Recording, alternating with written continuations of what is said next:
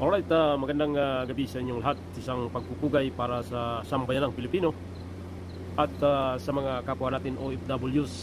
Magandang gabi, magandang tanghali, and magandang umaga sa lahat ng mga OFWs saan man kayong bansa naroon sa 7 kontinente ng kapuluan. Mga kaibigan, bago sa ating pag-uusapan kung saan idinaos ang hakbang ng Maisog Candlelight Prayer Rally sa Cebu City na pinangunahan ng ating former President Rodrigo Roa Duterte. So bago yan mga idol, pasalamatan natin yung ating mga kaibigan sa Facebook. Shout out kay Holy Justice 777 and shout out kay Bibian Vlog, and shout out kay Idol Job TV, and kay Ma'am Josephine Windusa. Shout out dyan sa mga kababayan natin dyan sa Italy. And shout out mga idol kay Ralph Bios, and also kay Gagatun. So shout out kay Gagatun, kay Lauro Borja. So shout out kay Lauro Borja and Sheila Francisco, kay Rosalina. So shout out kay Ma'am Rosalina and Albert Balatong. So shout out sa iyo idol Albert Balatong and House Rent Vlog, kay Rihanna Acosta. So shout out kay Ma'am Rihanna Acosta and Louie Hernandez, Noel Durusan. So shout out mga idol kay Noel Durusan and the rest na nanood sa ating YouTube channel. Isang mapagpalang gabi sa inyong lahat mga idol. So ngayong araw ay idinaos ang tinatawag na hakbang ng Maisog Candlelight Prayer Rally na may timang Filipino is not for sale. So magandang hakbang ito mga kababayan natin na kapwa natin maralita upang ma-enlighten tayo sa mga ginagawa ng ating gobyerno. Ang patuloy na pinupustro ng Marcos administration ang tinatawag na People's Initiative o PI. Walang problema sa People's Initiative mga idol kung talagang ang inisyatibo ay nagmumula sa taong bayan. Pero sa nakikita natin, ang People's Initiative na sinusulong ng gobyernong ito ay hindi mula sa initiative ng taong bayan, but mula sa inisyatibo ng mga congressman na gustong ma-retain at mapahaba ang pwesto. So bakit sila nagsusulong ng naturang People's Initiative? Well,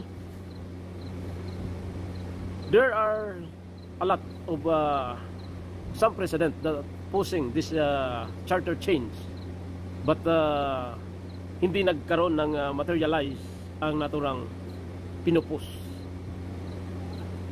But this time, under Marcos administration, ang unang may battle cry na nagsusulong ng People's Initiative si Senator Robin Padilla.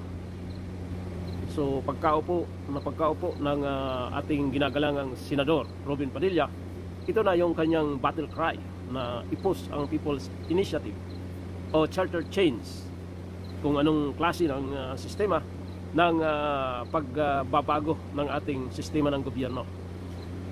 Subalit sa termino ni Marcos, within 3 months, if I'm not mistaken, ay una niyang dininay na ang charter change ay hindi priority ng kanyang gobyerno. So kaya nalungkot si Robin Padilla, sapagkat nung tumakbo siyang senador, nasa linyada ni Marcos, yun ang kanyang battle cry at yun ang kanilang napag-usapan that time.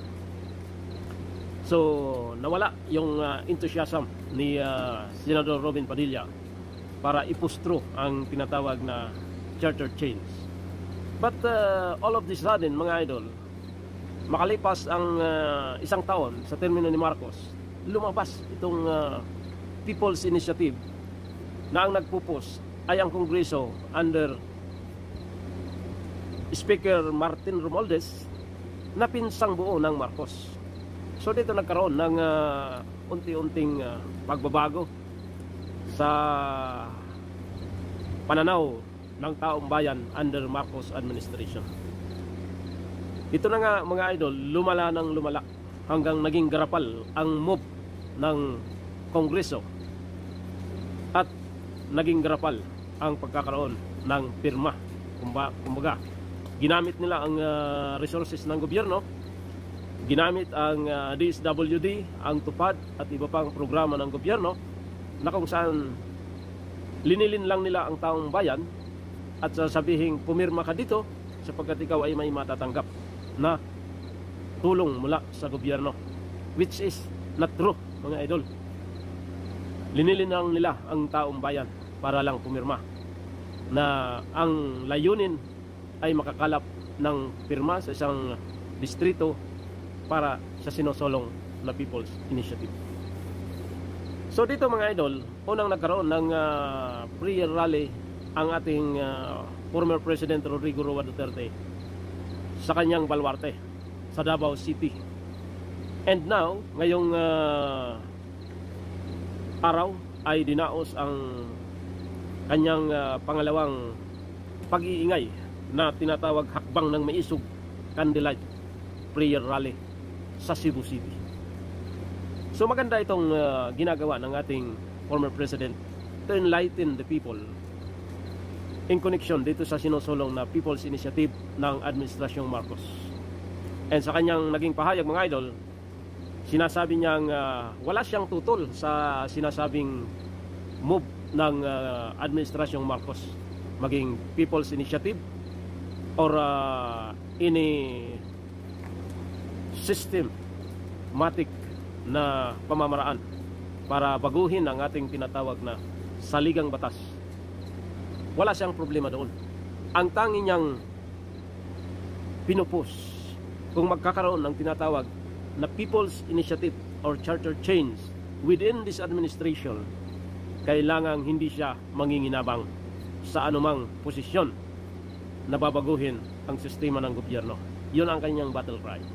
Gaya ng kanyang sinabi during the time of his term as a president na kung ma-approve man ang tinatawag na charter change ng ating gobyerno at maging federal system, hindi siya manginginabang kundi succeeding yung susunod na mahahalal na presidente ang manginginabang.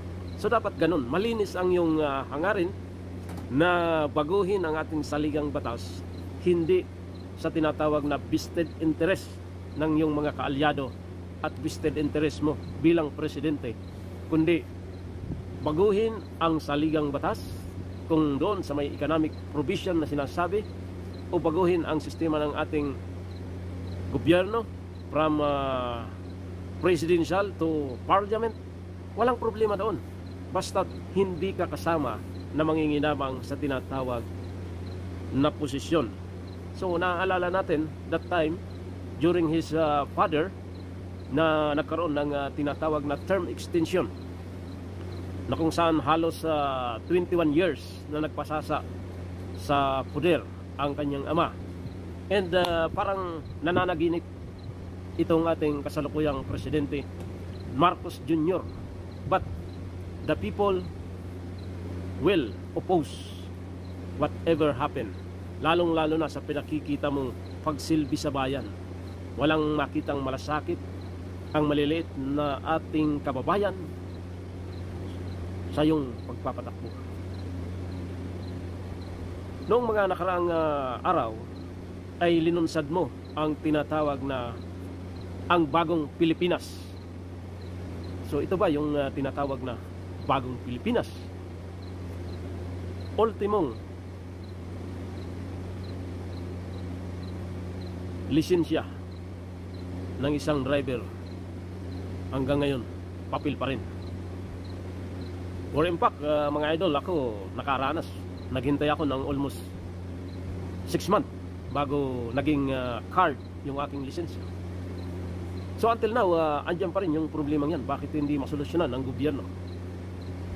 Bagong Pilipinas ang battle cry ng Marcos administration. Subalit, andyan ang malawak na korupsyon, malawak na problema sa smuggling, malawak na problema sa kriminalidad, malawak na problema sa tinatawag na droga, at malawak na problema sa mataas na bilihin, inflation na nagpapahirap sa taong bayan. Subalit wala kang ginagawang mabisang aksyon. Pero yung ating gobyerno ay nasasangkot sa kaliwat kanang talamak na korupsyon, kung saan bilyones na pundo ang pinag-uusapan na naipalusot during the bicameral. So, asan ang kahihiyan ng Marcos administration? Asan yung pinangako mong pagbabago sa bansang ito? Pagbabago ng iyong pamilya para lalong magkamal ng maraming salapi mula sa taong bayan. Pero ang taong bayan halos naglulupasay sa kahirapan at kalungkutan sa iyong pamumuno. Magandang gabi, sambayanang Pilipino. Mabuhay tayo at kapit-bisig upang labanan ang mga hakbang ng gobyernong ito upang manatili at pahabain ang kanilang pwesto at baguhin ang sistema ng gobyerno sa sinusulong na People's Initiative. Mabuhay po tayo, mga Pilipino. Salamat.